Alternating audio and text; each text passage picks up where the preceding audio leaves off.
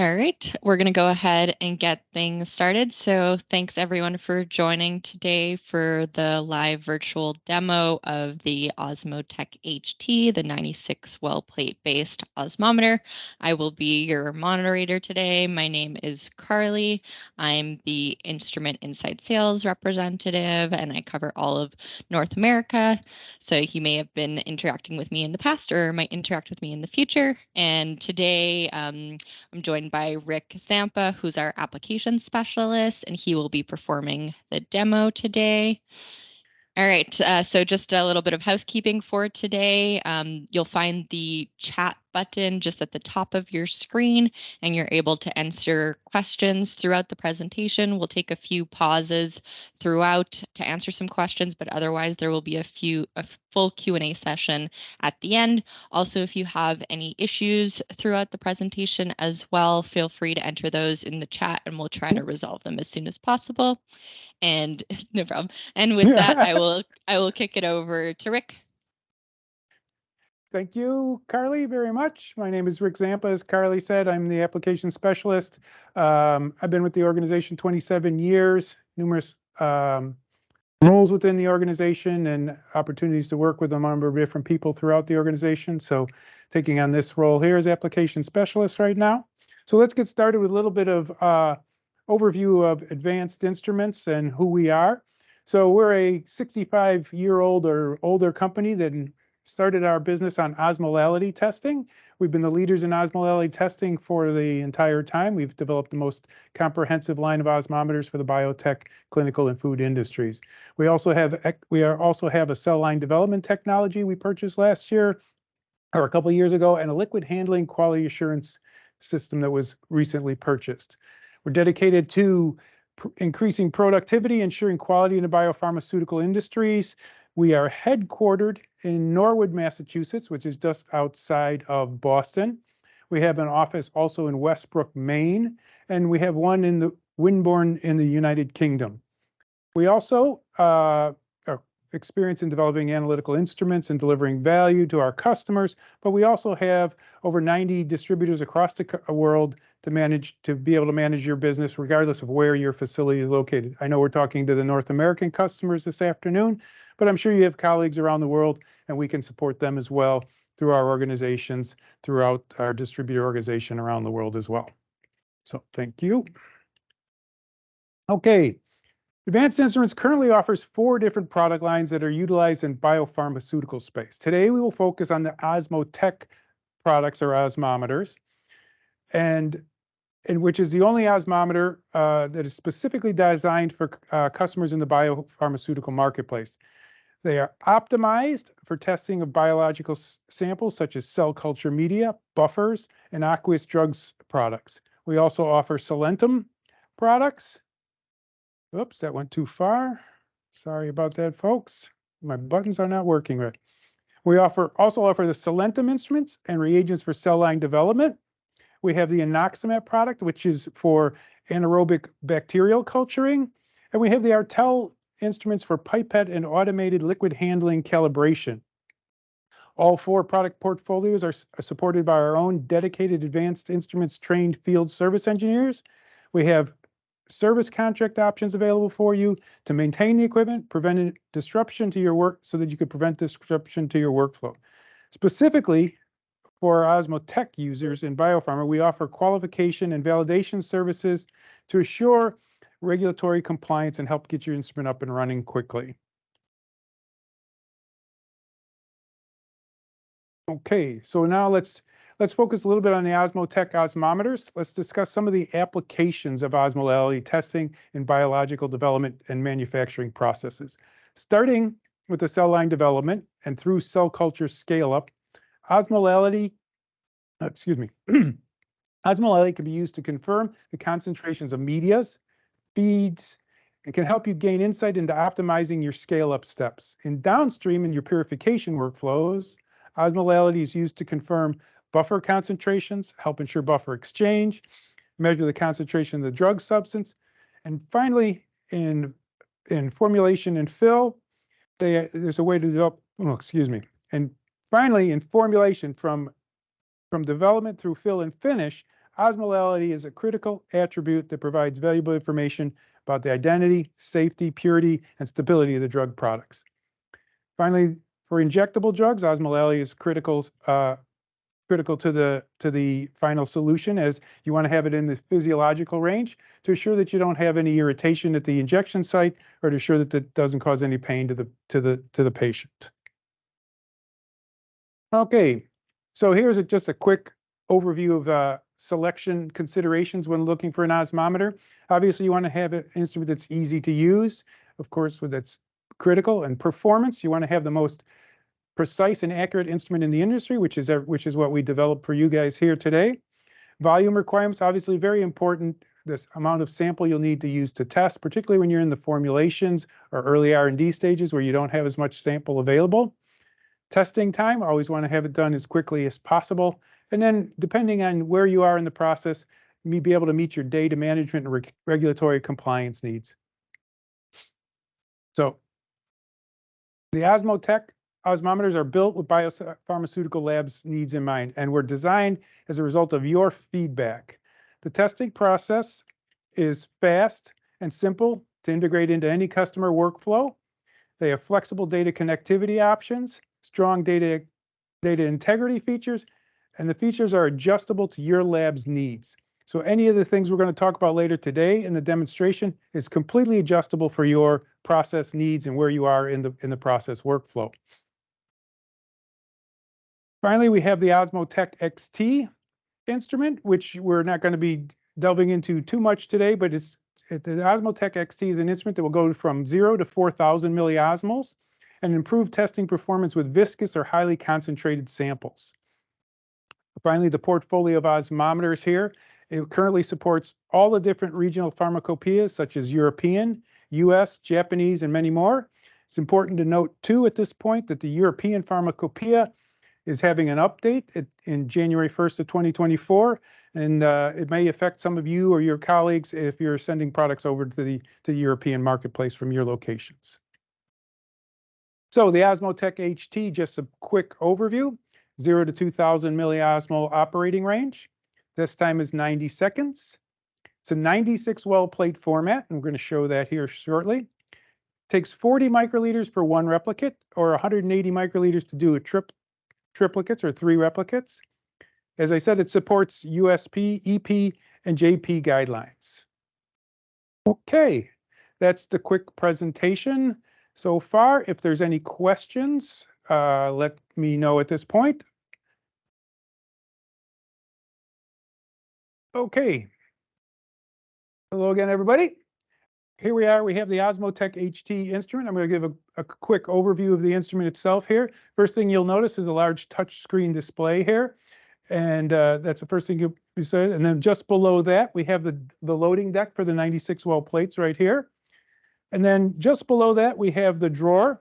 In the drawer is where the system fluid goes for cleaning the pipetting system and the pipette between samples. There's also a waste container here to contain the waste from the pipetting solution. And then there is also a waste receptacle here for your plates and sample cups after each test is completed. So that's the drawer. Then on this side here is the hood. Underneath the hood, and we'll get a closer look at this later, is the osmometer module and the pipetting system. And then finally on the top here is where you load your sample cups in for your sample testing. And the instrument will do 1,000 tests before needing to be refilled with sample cups. So since I'm talking about the consumables now, let's do a quick focus in on our consumables. And you can see this is the bag of 1,000 sample cups, which would go into the hopper at the top there, where we just showed you. Then we have our cleaning reel, and this cleans the sample probe of the osmometer between each test to assure no carryover or any contamination. We have the system fluid bottle, which I showed you is in the drawer there to connect it to the pipetting system. And then we have our test kit, which holds 11 96 well plates like this one. And it holds 22 of these evaporation covers as well to go over each plate when you're running the tests. So it also has one waste bag to go into the waste bin there that's in the drawer. The other thing that the instrument comes with is its own calibration kit. It has the 4 calibrators from 0 to 2000 and 1 bottle of our 290 reference solution, which is used to verify the calibration at the end of the calibration. Calibration is run using this calibration cassette. You load each ampule into its position on the cassette here, open them up, and the 290 reference solution, and it runs the calibration automatically for you and then verifies it with the 290 standard solution. One thing to note about calibration is we would only expect our instruments to be calibrated roughly once per year, and that would only be when your calibrators and controls are out of range or once a year as required. Okay. All right, let's move over to the instrument, get a better look at the instrument now. Here we have our touch screen display. We also have one question, or do we want to save them till the end? No, that's fine. If we've got a question now, we can take it. So there was a question that if we can do duplicates with 40 microliters. No, we cannot. We have to, we need 40, the test takes 20 microliters in the sample cup, but we need 30 something to pipette 20 microliters into the sample cup because the pipetting systems always require an extra volume to assure that you get proper and accurate, precise pipetting into the right volume. So we can only do one with 40. Okay. So back to the display here. As you can see, it says Demo HT up here in the corner. This is a field that you can create your own name for your instrument here with this field. You can call it formulation, you can call it QC, whatever you want. It's fully up to you how you want to name your instrument. You have your date and time, shows that the instrument is ready to run. You have your plate layout here. It shows what positions on your plate have been tested or weren't tested or what's available still for testing. You have your load button, you have your menu button, your status bar, and then your test result would be here in the middle. Down here at the bottom, it shows you your consumables levels, what's left in each particular type of consumable, so you know when you're going to need to change your consumables. Finally, you have a small button here that shows if you're connected to your local area network. So that would be there. So now let's talk about how we would go in and set up the instrument before we get started for testing. We're going to go into the menu. And the first thing we're going to do is we want to go into our settings menu. And you'll notice when we get to the settings menu here, you see a bunch of small keys. You see the red key, the gold, the silver, and you'll see they're spaced out around. The red key means that only an administrator can get into that menu. The gold key means a supervisor or an administrator can get in there. The gold and the silver key means that anybody can get into that menu, but you still have to log into that menu. So it would still require a username and a password, but everybody from administrators, supervisors, and operators would have access to that menu. So the first thing we want to do is set up our users, and that's protected only for administrators. So we're going to go in as an administrator.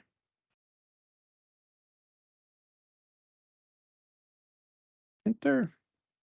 So you can see on this system, we only have three users set up. We have us as an administrator, we have a service login, and then we have one supervisor logged in. If we want to add a user here at the instrument, we would type in the user ID here, we type in the password, and then we would choose the access level with which we want them to have. One thing I want to note here too is you can connect a USB keyboard to the instrument. So if you'd rather than type into these little keypads, you could connect the keyboard and you could type in that way if you were going to do this from the instrument itself. The other way to add users would be to go into the LDAP or LDAP-S menus here. In other words, to use your Active Directory or your corporate logins or your Windows logins or whatever username and password you use for your computer, you could have that set up as to be the password for this instrument, the username and password for this instrument. Your IT people would come in, set up the groups, put the people into the proper groups, and then you would use your same login from your computer or from your Windows login to log into this instrument as well. If you're doing that, all your password security expirations would all be managed at the corporate level, not on the instrument. However, if you are adding passwords or usernames and passwords on the instrument, you can set up the password strength here in this menu. And you can also set up how long the passwords will be before they need to expire, as well as setting up the different strength levels for for the password itself. Okay. Oh, timeout. No, we don't need to talk about timeout. That's just when the lights dim. So that's the user menu. One of the things you can remember is that all of the data on the system is unlimited storage. So we can have an unlimited number of users in here. We can have an unlimited number of results on the system. It's all has unlimited capabilities, which is part of the features that give you data compliance and integrity. Because if you are being audited and there is a question about a piece of data stored somewhere else, the auditors almost always want to go back to the source of the data to see where that came from, and it would always be stored here on the instrument. We're going to exit out of the users. Once we have our users set up, we want to set up their, and then we have their access level. We want to set up what which each level has access to. Sorry about that. It didn't come out quite right. So what I want to say here is we want to determine which features a supervisor and operator now have access to once we've set up the different types of users in the system. So you can see they have access to just about, the supervisors have pretty much access or can have access to just about anything. The way we have it set up right now, they have a lot of access except for changing accounts and restrictions and things like that. And the operators actually have quite a bit of access the way this is set up as well.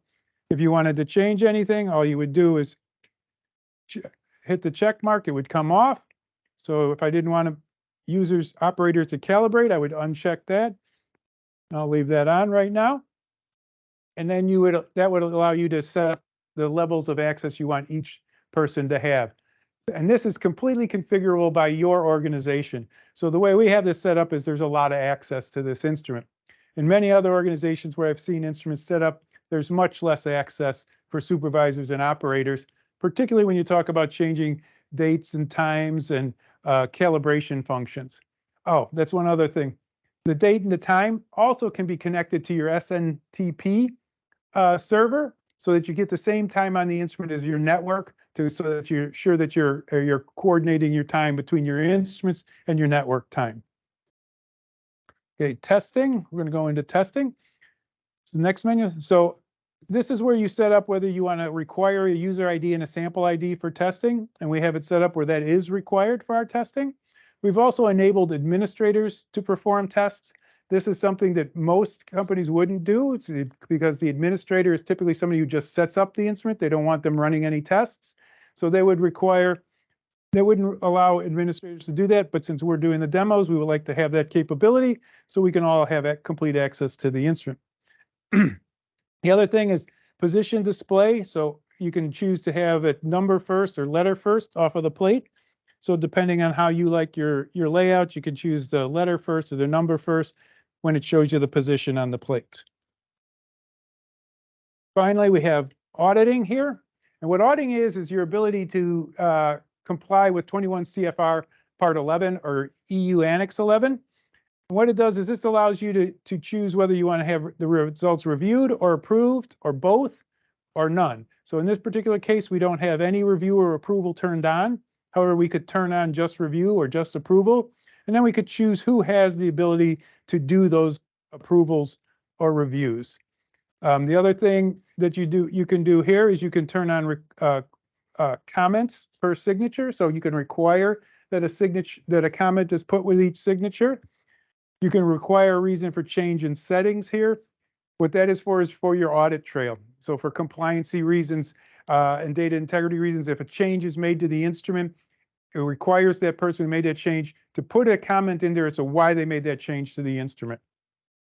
And then you can record all logins and logouts. So we're going to get a chance to look at the audit trail here in a little bit, and we'll show you just exactly what I mean by all of this to some degree. Oh, finally, accounts, you can allow comments on results. So in the results database, say you put in the wrong sample ID and you noticed it later, and you're going to you want to make note of that in the data, you can go to the database results. You can, if this was checked on, you could add a comment to that saying wrong sample ID, date, and then that would go into your data results database, into all your data, and into your backups and everything, other files that go out. Okay, next thing I want to talk about is data management. So we'll go into this, enter our password. Of course, passwords have to be entered every time to assure that the right person is getting into the system that has access and availability to that menu. So we have our export menu here, and this is where you would manually export any of your data if you wanted to. So you can choose the file type you want to export, CSV or PDF. You can choose both or one or the other. You choose the location, USB. There's a USB connection right here underneath the system. You could plug a USB in there, download any one of these databases there, or you can send it to a network folder. Your IT people would set up the path here for that network folder.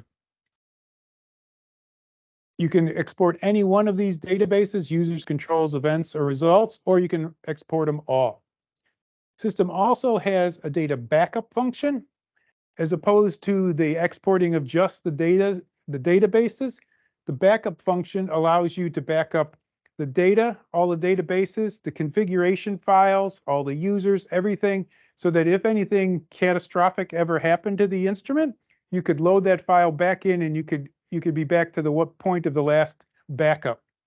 So speaking of the last point of backup, you can schedule your backups over here. It's once a day, a week, or a month. You can choose what time of day you want that to be, what day of the week you want that to be. The only thing you have to remember is the instrument has to be on, obviously, and you cannot be running tests while the backup is trying to run. If you're running tests while the backup is trying to run, it will skip that backup and go to the next one where it is not running.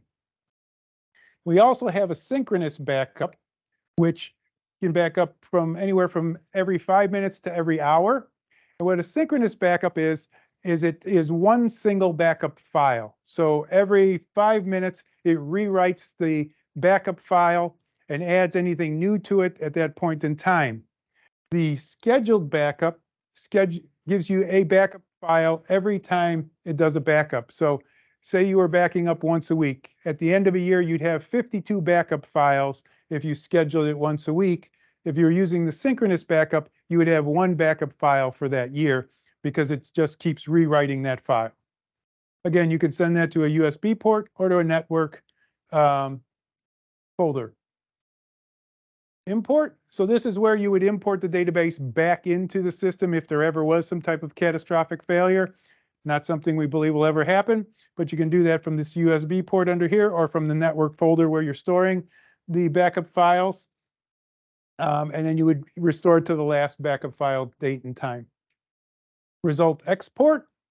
This is where you can basically set up what we'll call electronic printout. It creates a PDF of the test results, and you can create a PDF for every test result or for every test run.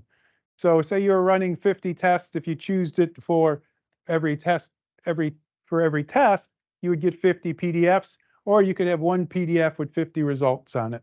So that allows you to have something there. You could then store that in a network folder as well. And then if you needed to print that out for some reason, you could print that from your network printers at that point. The last one on here is templates. And this just shows you the location you can import templates. And we're going to get into templates in another minute here. And you can import them using a USB or from a network folder. And then that would go into the templates database that's on the system. Okay, I'm going to exit out of that. So next, since we talked about data management, I just want to talk about networking here, talk about the ways to connect the system for the data management systems.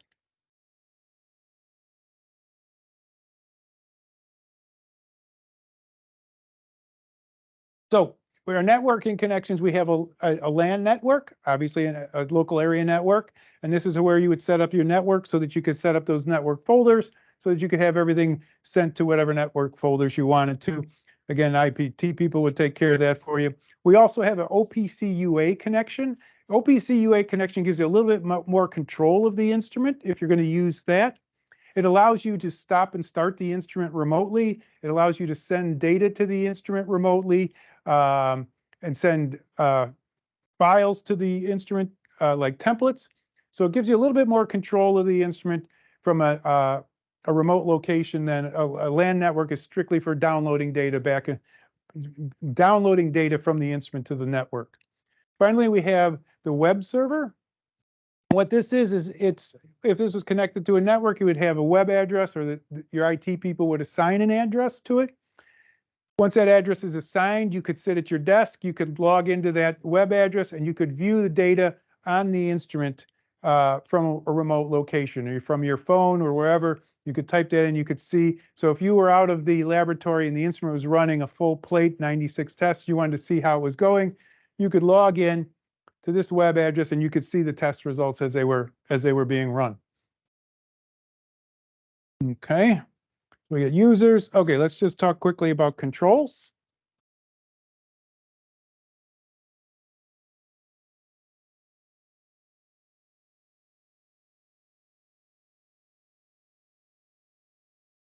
So this is where you would put your controls into the system that you're using to verify your system or to bracket your samples, or whatever other controls you wanted to use in the system. You can see we have 2 in here right now.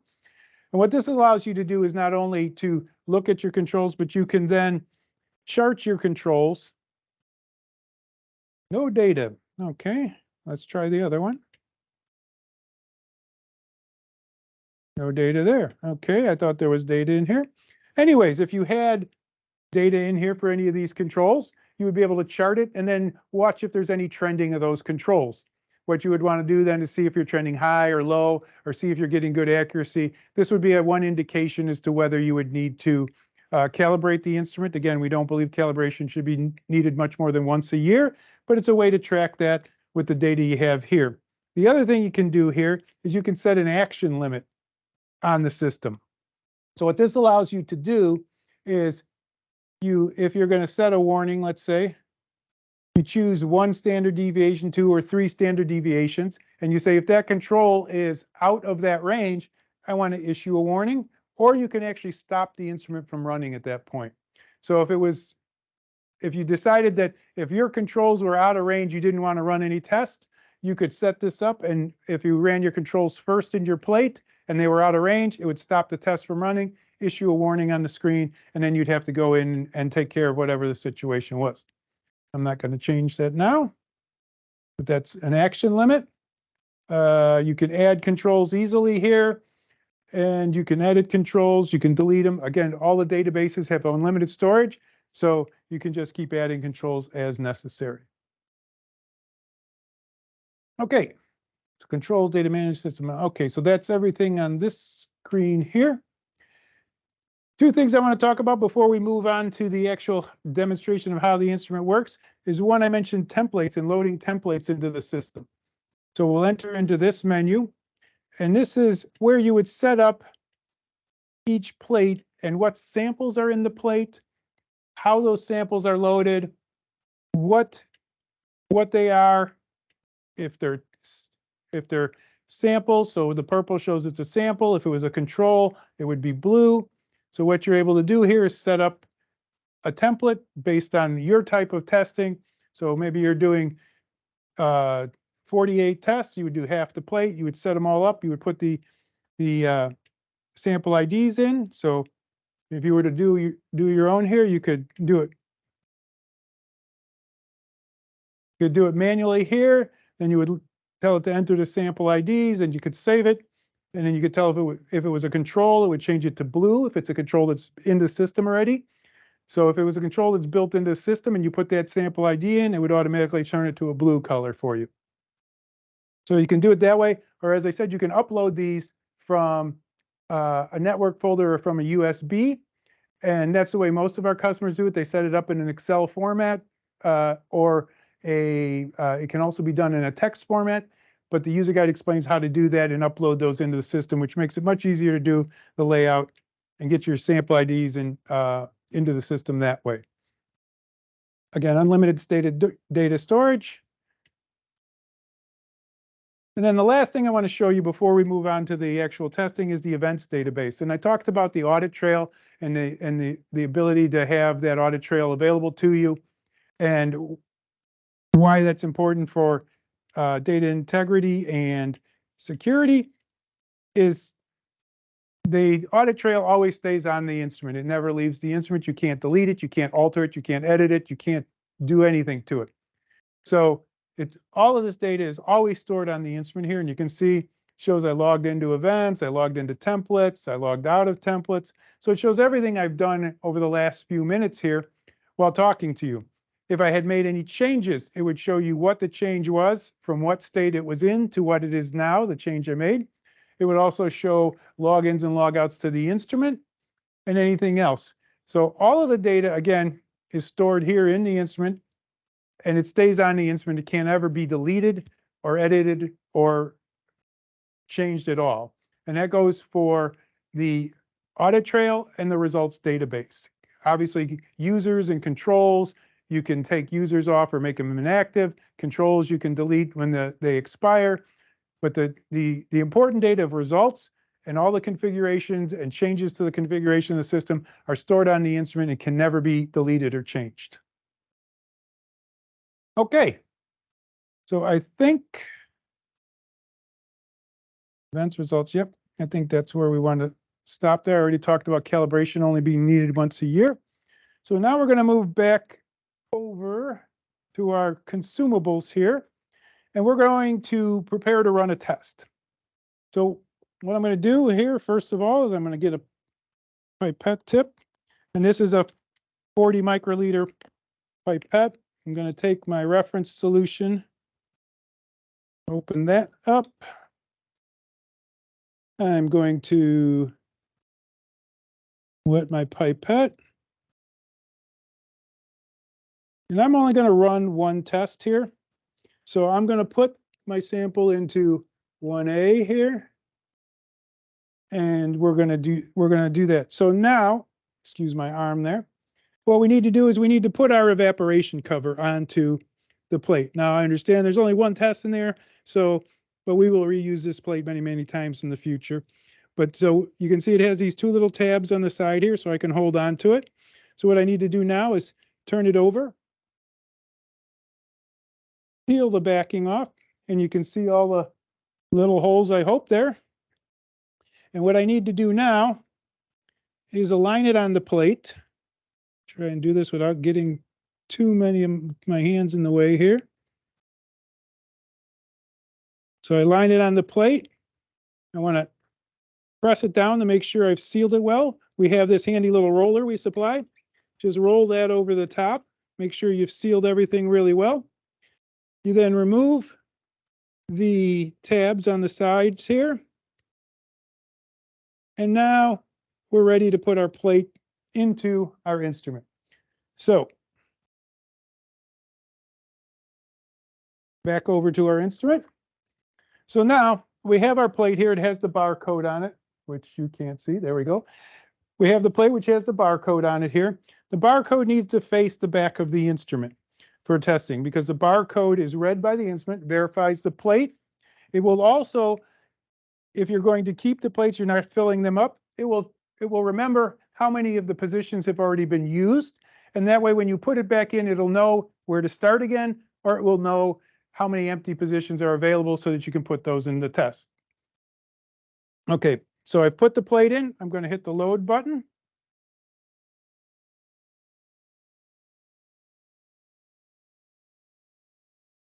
Sorry, enter. As you remember, I had usernames and passwords turned on, so I have to enter my username. You can see this went to yellow now at the top. It says loading. So now the conveyor will move the plate into the system, reading the barcode.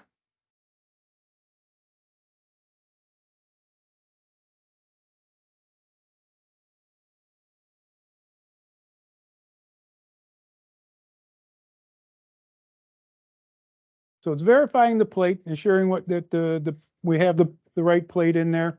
You can see it now cleared the screen from the last plate that we had in there. Now there's a couple of ways we can choose which well is going to be tested or wells are going to be tested. I can just go in and pick wells like this. And then I'll uncheck those. Since I'm testing in this one, I'm going to pick this well. The other thing we could do is we could load a template in here. We load the templates in the next step, and I'll show you where that will be done. So now that I've chosen the well that I want to test, I'm going to hit start, and I'm going to go to another screen here. What this screen does is it asks me what kind of testing I want to be doing. So do I want to dispose of the plate after test? No, I'm only running one test. I want to have all those wells available to me later. I'm only running one replicate per well in this particular case. I'm not doing continuous testing. Continuous testing means I would load a second plate here on the deck, and then after the first plate was done, it would load the second plate and run the full 2 plates back to back. Remote control mode, I'm not in remote control mode. Select to enter sample IDs. As you can see, it says manually. I cannot choose the template right now because I've already chosen which well I want to test. If I wanted to use a template, I would have just left that last screen empty. It would have come over, I would have hit the use a template, I would have chosen the template I wanted to use, and it would have loaded the template in there. Select indexing option. I'm using the 1A indexing option for the positions. The next thing I'm going to do is hit next. It's going to ask me for my sample ID. So I'm going to put in 290 because that's the reference solution we have put in there. And then I'm going to get ready to, I'm going to hit enter. And then you should be looking inside the instrument now.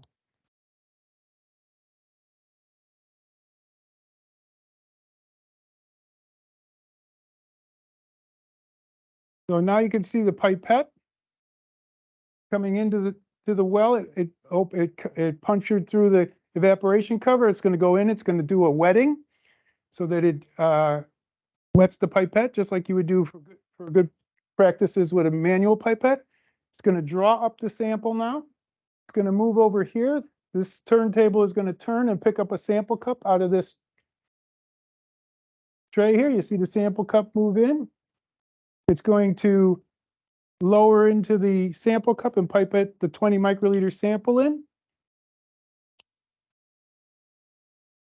Once it does that, it's going to move over and start cleaning.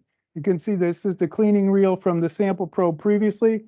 It's homing itself right now while the pipette is cleaning over here. Once this gets ready to go, the sample cup will move underneath the sample probe, and then the sample, as you see, it just moved underneath now. The sample probe will lower. There we go. And it'll start the testing of the instrument. So now we'll come back to our screen here. So you can see now our status bar has started counting up. It shows that we're testing position 1A or A1. It shows at the top here, we're in testing. This is where our result will be. And once we get to so all of our instruments are freezing point depression. So right now we're driving the temperature down below its freezing point.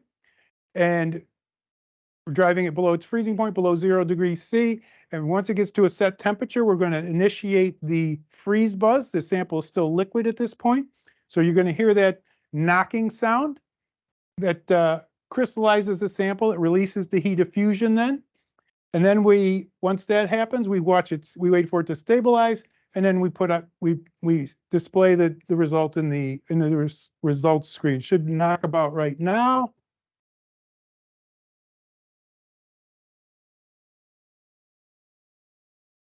Come on, there we go. There's our knocking. So now the temperature is coming back up to it, or its sample's coming back up to its freezing point. It's going to stabilize. We'll read that out, and then it'll complete the test. We'll push the plate back out, and we'll be finished with our testing. 287 plus or minus 3 is our range on this instrument, so we're within range. Although on the low side, this one, you can see it's turned green because it was a good test result.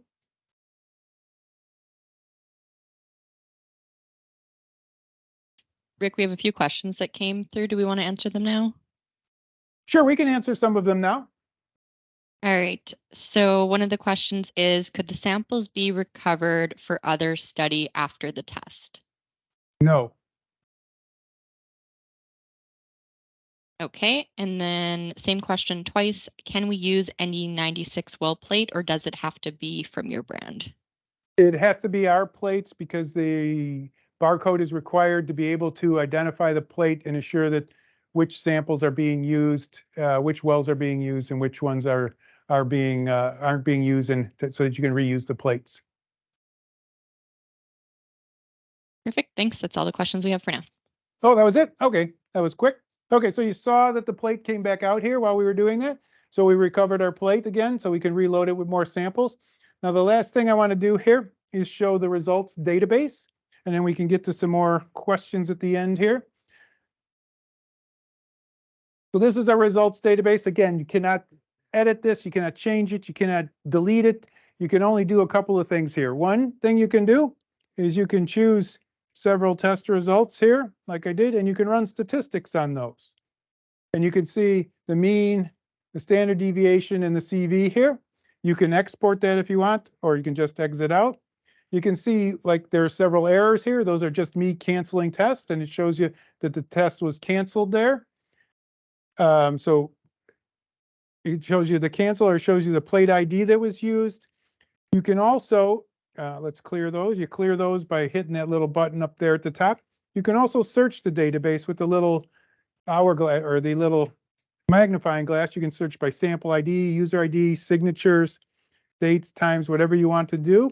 So you can choose to search by, say, sample ID, and then you can export those if that's all you want to export, those particular samples. You can see it gives you the sample ID, the test result, the date, the time, the position, user ID, and then description. If you had the review and approvals on, this is where you would do your review and approval. So you would select a result. Yeah, no, let's get rid of that. Select the result, and then you would hit the sign button that would highlight for you. And then you would go in and you would sign it and add a comment if a comment was required. Once it's been signed, it would then download that to whatever your file location is that you're sending your database to. So if you're using review and approval, it doesn't send the data to your backup file or to your file on your network until it's been reviewed or approved. That's important to know, because if you leave them here unapproved, they'll never get to the backup file. So let's clear that out. The other thing, you can export the data, as I say. So basically, you could reprint them or export them, however many you want. So that's your database, your results database for you. Okay, so I think we have covered everything I'd like to show you today. So if there's any further questions, I will be happy to answer any further questions that you might have at this point. Feel free to type any of your questions in the chat and we'll read those out. Is the instrument able to work with plasma, urine, and tissue samples? So plasma and urine, no problem.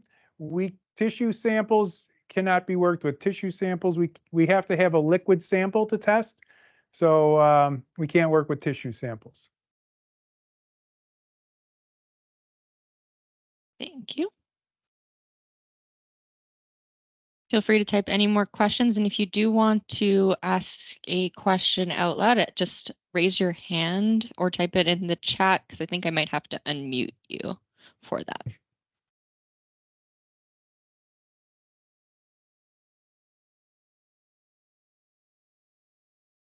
All right, we have another question. Is there any contamination issue after running for months?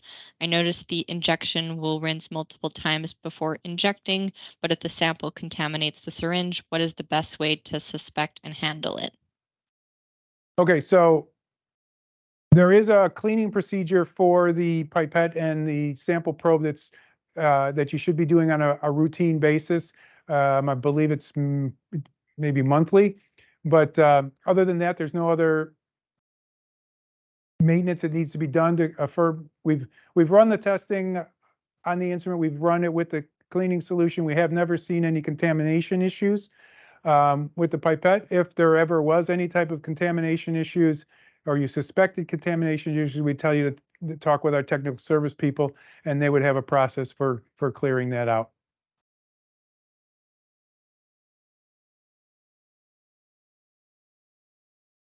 Thank you. So the next question is if they can have a recording of this. And yes, this session is being recorded, and we will send that out after the session.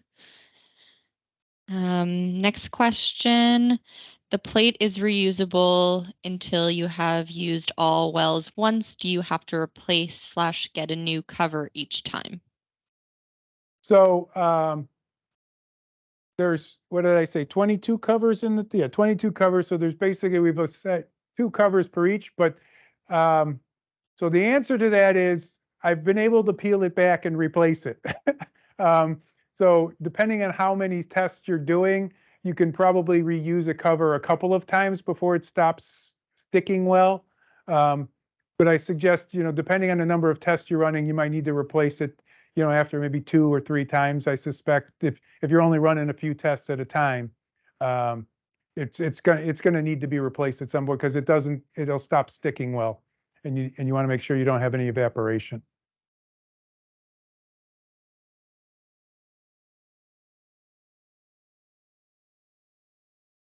So is there no need to do dilution for samples less than 2,000?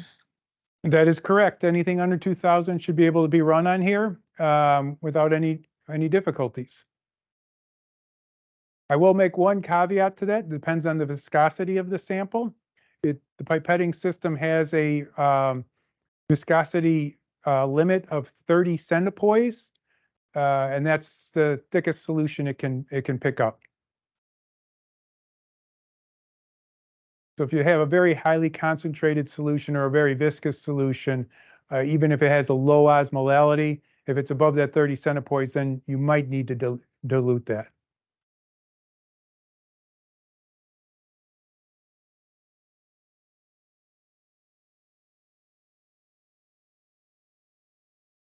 Feel free to continue typing your questions in the chat, or if you want to ask any out loud, just raise your hand. How long does it take to run a whole plate? Oh, thank you for asking that question. I forgot to talk about that. So it takes, for a whole plate, it takes 3 hours and 40 minutes to run a full plate. It's a full 96 well plate. Thank you for asking that. I forgot to talk about that.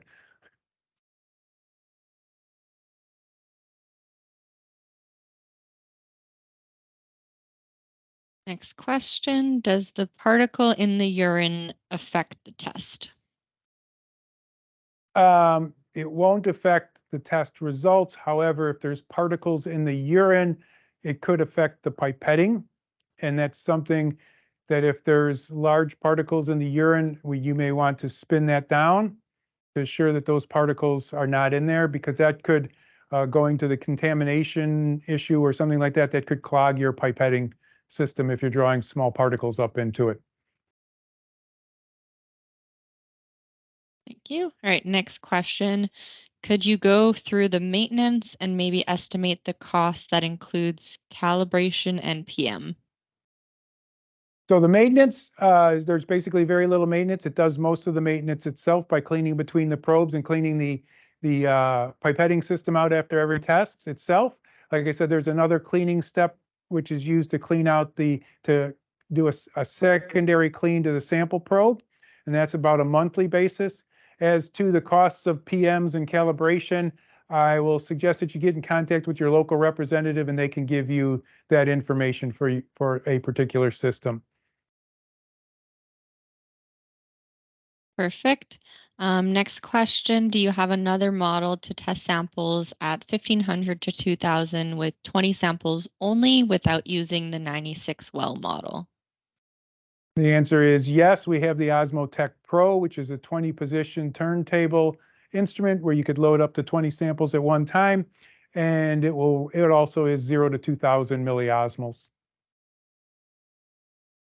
Perfect. Next question, is it better to do centrifugation for all samples before loading?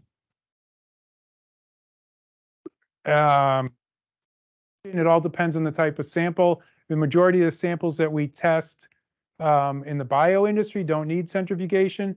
If you're talking about serum or urine samples like that, since that's been brought up here, I would suggest centrifugation for those type of samples, yes.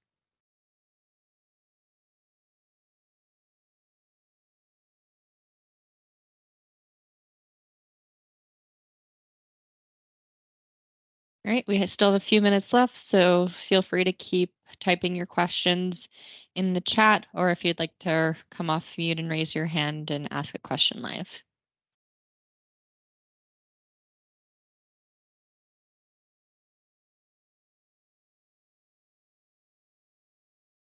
Maybe Rick, while waiting for more questions, maybe briefly just talking about the OsmoTECH XT, in case there's anyone who has samples beyond that 2000. Yeah, since we've been talking a little bit about the 2000, we do have the OsmoTECH XT. I did mention it briefly in the presentation. The instrument is a single sample instrument, runs one sample at a time, has a range of 0 to 4,000 milliosmoles. It's broken down into two different ranges, a low range, which is 0 to 1,500, and then 1,500 to 4,000 is the upper range. It's optimized for highly viscous and complex samples. So as I mentioned, if you have samples that are more viscous than 30 centipoise, it might be something you want to look into anyways, because it is optimized for those types of samples, which high concentrations of proteins or sugars, or if they're using cryopreservatives in any of your samples. The OsmoTECH XT has been designed to work with those at those high osmolality ranges and values to assure you get precise and accurate results for those types of samples. And it has all the same features from a data compliance and integrity standpoint as the OsmoTECH HT here. Basically, any of the instruments we've talked about so far today, the OsmoTECH Pro, the OsmoTECH XT, have the identical features here in the way they're set up, with users, restrictions, network capabilities, review and approvals, all the same on each one of the instruments. Thanks, Rick. We got another question. What is the major difference between the HT and the OsmoTECH Pro? The major difference is the automatic pipetting of the sample into the sample cup from the 96 well plate. The OsmoTECH Pro has a slightly larger sample size of 30 microliters into the sample cup, but the main difference there would be you have to manually pipette that yourself into each sample cup. Here we're doing it all for you from the 96 well plate into the sample cup.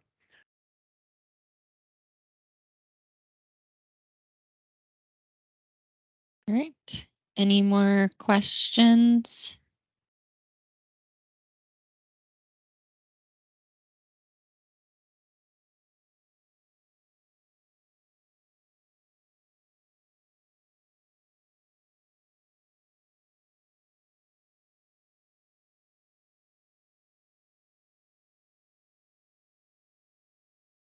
All right.